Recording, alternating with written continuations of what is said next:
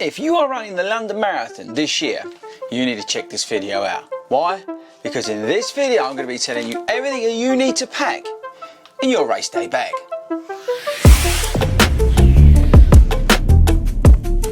Welcome everybody to London Marathon HQ. Now before you do anything, I want you to subscribe to this channel. Why?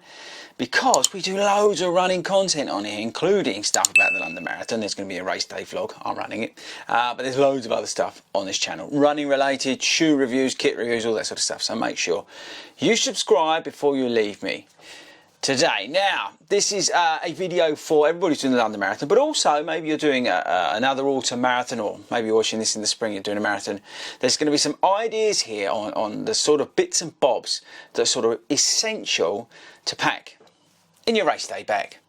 Okay, so the London Marathon specific, we're going to talk about London Marathon, but say most of this is relatable to other marathons that you're doing, even half marathons.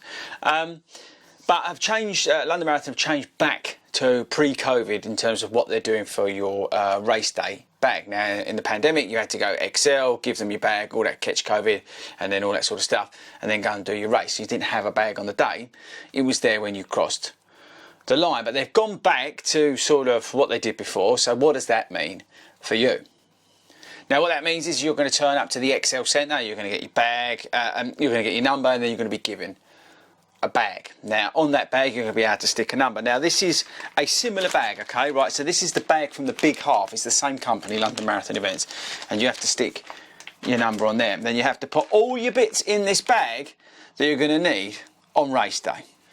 Okay, so we're going to go through the list. It's a quick list, so get a pen and piece of paper. There's some really essential things on here that are going to help you out on race day, but also not just for the morning of the race, but also after, when you cross that line.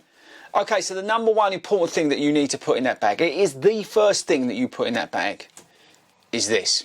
Now you might think I'm absolutely mad, and I've said this because I've done a few of these videos, but we need to update because where it's all changed back to what it was. But the red ambulance, as it's called by the medical crews that attend a lot of the marathon events, it is the number one essential thing to put in your race day bag. Once you cross that line at the London Marathon, you're going to be, you know, in a right old state probably. And for whatever reason, and I don't know the absolute scientific reasons behind it, which may shock some of you, this thing will bring you back to life. Now you want the full fat version, you want the full Monty. It's got sugar, caffeine, whatever else is in here. But I don't know what it is about this stuff, but I've seen it actually work. I can hand on heart say it's work, because the captain a couple of years ago when we was doing London, he had a problem, he ran into a problem, and St John's ambulances told him go and get this stuff, and this honestly made him feel better. So get some of this, have it when you finish. It really does seem to make a difference. Okay people, next on the list is an old hoodie. I'll grab my one down here just to show you. Put this on race morning. This is a zipped one. You don't want one that pulls over your head because you'll pull your race number off. You want a zipped up one that you can then give and leave to charity as you cross that line. It is England, we don't know what the weather's going to be like, so it is important to stay warm on race day. Now you can also obviously add some tracksuit bottoms, but the hoodie is an essential bit of kit. So you've left that there. Just as a heads up, when you do London, when you go into, say, Greenwich Park, the trucks will be down on the left-hand side. They will see your number and you'll know, they'll sort of guide you, but look for where your number is and the corresponding truck. Right, so hoodie's out of the way. Talking about stuff sort of to wear, I've got a coat here for afterwards. This again, this is a zipped up one. This is Say Sky. This video is not sponsored by Say Sky, but you can get loads of Say Sky stuff on startfitness.co.uk. Use the code FORDY runs. But this is a coat to put on after. If it's windy, if it's chilly, if it's raining, whatever, I've got a coat to put on afterwards, just to keep me warm once I've changed my shirt. So talking about clothes for afterwards, I would strongly recommend a change of clothes in terms of soft clothing. You're going to probably want to put your finishers t-shirt on, but some soft socks, might want to change your pants. And yeah, some just soft feeling clothes on your skin is a really nice feel. I don't know what the weather's going to be like, who knows what the weather's going to be like, but soft feeling clothes after the marathon is really nice, trust me, it's a really nice feeling. So pack a couple of little bits, say socks and some pants and things like that, just to freshen you up after the race. Okay, next up, hat, Sunglasses, you may not run in them, but you probably want a hat for afterwards if it's raining. Sunglasses, because you would have cried and your eyes will be all puffy. No, if it's sunny and you've not run in sunglasses, you might want a pair of sunglasses. I also change my sunglasses because my ones that I run in usually tend to get all smeary and mucky and sticky, so I change them over. So a hat is good if it's going to be raining, but also some sunglasses. Right, here's a good tip. Power bank with a charger for your phone. You can use that at the start while you're sitting there hanging about in Greenwich Park, and then before you put your bag in, or even on the train on the way up to Greenwich Park, use your power bank, keep your phone topped up, because when you finish you want as much battery as you can. Just a heads up, when you do finish you won't get a phone signal, so pre-arrange to meet. We'll do another video about that, but power bank is a good one. We're going to rattle some of these smaller ones through quickly, so hold tight. Imodium, yeah, put them in your bag. If you get into trouble on the morning, there's plenty of toilets there, but if you get into trouble, you're feeling uncomfortable, having them in there, you don't necessarily need to use them, but for me, someone who suffers anxiety, just having them in the bag does give me that sort of, well, that if I'm in a problem, I know I can use them. Stuff also, right, here we go. Baby wipes, really, really essential. Try and get the big ones if you can, so you can clean up. Beforehand, you might want to wipe your hands if you've used the toilets, but then afterwards, more importantly, wipe all that salt away, wipe all that stickiness away from all the gels and things like that. So, you know, make sure that you put a pack of baby wipes in there. Now, I'm not talking about the common sense stuff like the gels and all your race day kit. We're going to do a separate race day kit video, okay? So that's why gels and flip belts and all that sort of stuff's not in here, but baby wipes is an essential one. Talking that sort of clean stuff, hand sanitizer, getting toilets, you know, they're not clean and stuff, and also when you finish you might want to do that. Another sort of thing to think about for the start is some KT tape.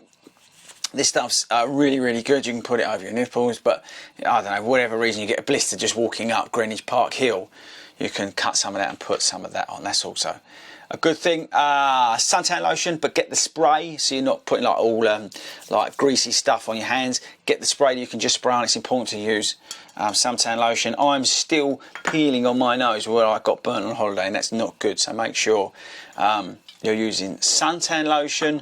I think that's it in sort of healthcare stuff. Right, next up, food and drinks, really important. Something savoury when you finish. I like salt and vinegar crisps, but I didn't have any because I've eaten them all, so I've taken the kids savoury crisps. Something sweet, Mentos there, but fruit pastels are really good when you finish. I don't know what it is about fruit pastels, it's just the amount of sugar, but fruit pastels, when you finish the marathon, you'll probably feel like one or, actually probably won't feel like anything, but one or the other will taste better than the other one.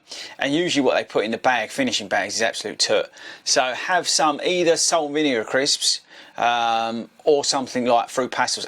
Well, have both, but have one option of either. You'll probably end up eating both anyway, but it's good to have an option, but make sure you've got one variation of either on there. And the other thing, and it's completely up to you how you carry it, but it's like a sugary fizzy drink.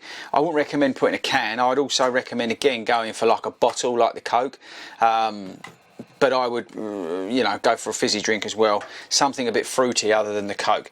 It's another way of hydrating. It's another way of getting sort of sugary stuff into your body.